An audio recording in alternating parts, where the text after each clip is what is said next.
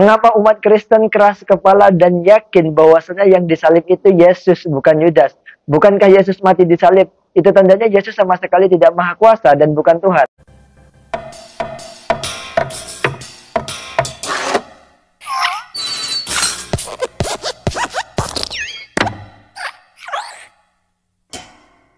Salam saudaraku, di Indonesia kita sudah nggak heran ya, kita melihat banyak sekali orang-orang yang mengaku ustadz, tetapi anehnya mereka ini lebih suka membahas kitab suci agama lain daripada kitab suci agamanya sendiri. Dan yang anehnya mereka ini membahas agama lain tetapi memakai perspektif atau sudut pandang agamanya sendiri. Sebut sajalah ada Kainama, ada Nandar, Juma, dan para polemikus Islam lainnya. Hal yang paling sering terjadi adalah ketika mereka membahas Yesus Kristus di dalam Bible tetapi mereka pakai perspektif Al-Quran atau mereka memakai perspektif berdasarkan tafsiran mereka sendiri. Ini kan lucu ya. Bahkan sekarang artis pun ada yang terkontaminasi dengan ajaran-ajaran mereka ini ya. Dan ikut-ikutan bahas Yesus tapi dalam perspektif agama mereka. Yaitu artis Syahrini yang baru-baru ini viral ya teman-teman.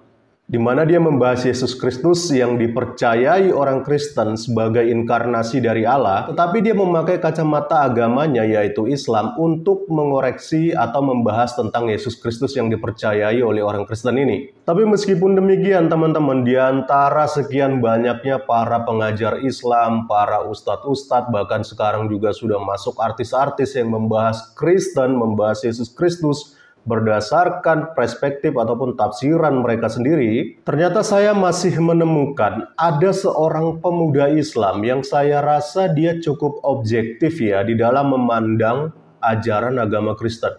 Bahkan dia menjelaskan dengan cukup baik mengenai Yesus Kristus di dalam perspektif ataupun iman kekristenan. Nah, pemuda seperti ini nih yang harusnya dicontoh oleh para ustadz-ustadz lain yang suka membahas Yesus Kristus, membahas Kristen dalam perspektif atau tafsiran agama mereka sendiri. Video ini saya temukan di TikTok. Mari langsung aja kita lihat videonya seperti apa. Mengapa umat Kristen keras kepala dan yakin bahwasanya yang disalib itu Yesus, bukan Yudas? Bukankah Yesus mati disalib? Itu tandanya Yesus sama sekali tidak maha kuasa dan bukan Tuhan. Ini sebenarnya dua pertanyaan sih. Pertama, bukankah Yesus yang mati disalib adalah tanda Yesus tidak maha kuasa dan bukan Tuhan? Oke, begini. Masalahnya, makna kematian Yesus bagi umat Kristen itu sebenarnya gak pernah dipikirkan sebagai tanda Yesus tidak maha kuasa atau dia bukan ilahi. Dalam teologi Kristen sendiri, kematian Yesus dibutuhkan sebagai kurban pengganti dosa manusia. Yang mana kurban itu harus tanpa celah, tanpa dosa. Karena kalau ada dosa, maka kurbannya tidak dianggap layak menggantikan dosa manusia. Dan jujur saja, manusia mana yang bisa tanpa celah? Butuh manusia superhero mungkin. Bahkan, mungkin Tuhan sendiri yang menjadi manusia agar kekudusan, ketanpa celaan, bisa terjaga sampai domba pembantaian itu selesai disembelih. Di sini, teologi Kristen meyakini bahwa Yesus memang manusia, tapi bukan manusia biasa. Jika ia manusia seperti kita, dia tidak akan punya kemampuan untuk menjaga kekudusannya dengan kekuatannya sendiri. Lalu,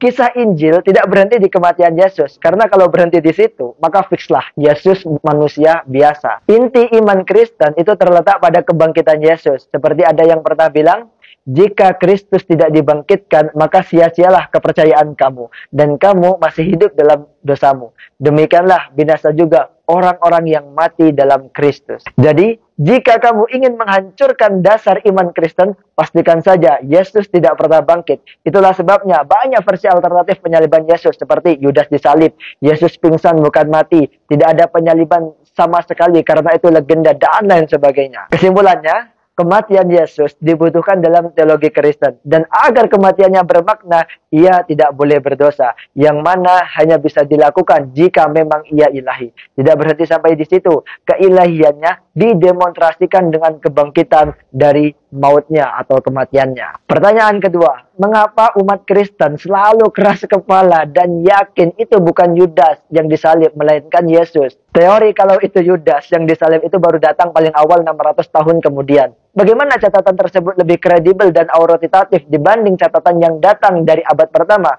Jawabannya bisa menjadi semakin rumit yang jadinya seperti ini. Jika benar itu Yudas, mengapa kubur Yudas kosong? Apakah Yudas bangkit dari kematian? Apakah setelah bangkit, Yudas juga melakukan mukjizat-mukjizat sambil konsisten cosplay sebagai Yesus? Apakah Yudas mengutus murid-murid Yesus untuk menyebarkan Injil ke seluruh dunia? tepat sebelum Yudas terangkat ke surga. Dan tidak lama kemudian ada malaikat yang memberitahu bahwa Yudas akan kembali lagi ke dunia. Tentu saja selalu ada kemungkinan itu Yudas, tapi butuh iman yang besar untuk percaya itu. Dan karena saya imannya kecil, saya tidak punya cukup iman untuk percaya bahwasanya itu Yudas. Demikian jawaban dari saya, semoga bisa dipahami secara baik. Saya terbuka menerima saran dan masukan. Terima kasih. Kalau suka jangan lupa follow dan sebarkan biar manfaatnya semakin meluas. Diskusi di kolom komentar.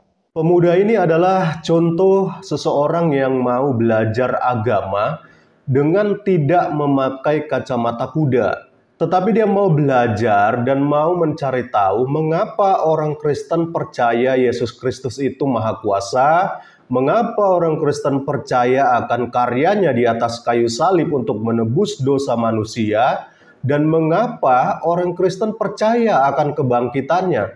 Bahkan ia juga menjelaskan bahwa Yesus Kristus itu memiliki sifat ilahi yang berbeda dari manusia-manusia pada umumnya. Nah, pemuda Islam ini tidak menutup diri untuk belajar, menemukan, dan mencari jawabannya. Dan seperti apa yang tadi sudah kita dengar, dia berhasil menjelaskannya dengan sangat baik.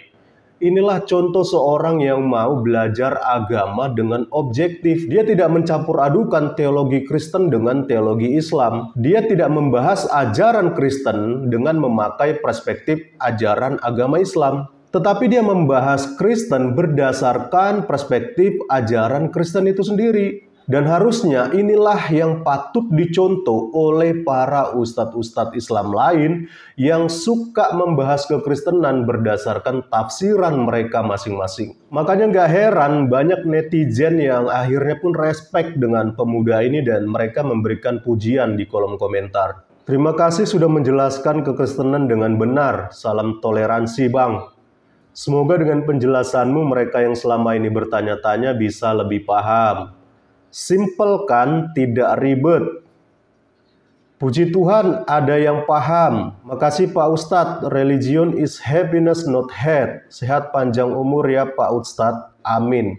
Nah, itulah sederet komentar netizen yang respect dengan penjelasan pemuda Islam ini mengenai teologi dalam ajaran agama Kristen. Yang mana ia membahasnya secara objektif, tidak seperti polemikus Islam lain yang suka sembarangan di dalam membahas tentang ajaran Kristen yang akhirnya salah kaprah, ngawur, dan akhirnya banyak menyesatkan umat. Saya yakin ya, jikalau pengajar Islam seperti pemuda ini itu semakin banyak di kalangan Islam, maka umat Islam pun pasti akan menjadi lebih cerdas dan mereka lebih mudah untuk memahami ajaran agama Kristen. Tidak seperti ajaran yang mereka sering terima selama ini dari para polemikus seperti Yahya Waloni, seperti Ustadz Kaina Manandar, Irena Andono, dan lain sebagainya, yang akhirnya malah membuat mereka seperti katak di dalam tempurung yang membuat wawasan dan pengetahuan mereka tentang agama lain itu tidak berkembang. Bahkan cenderung ngawur dan salah kaprah. Salam kritis, Tuhan Yesus memberkati. Salam.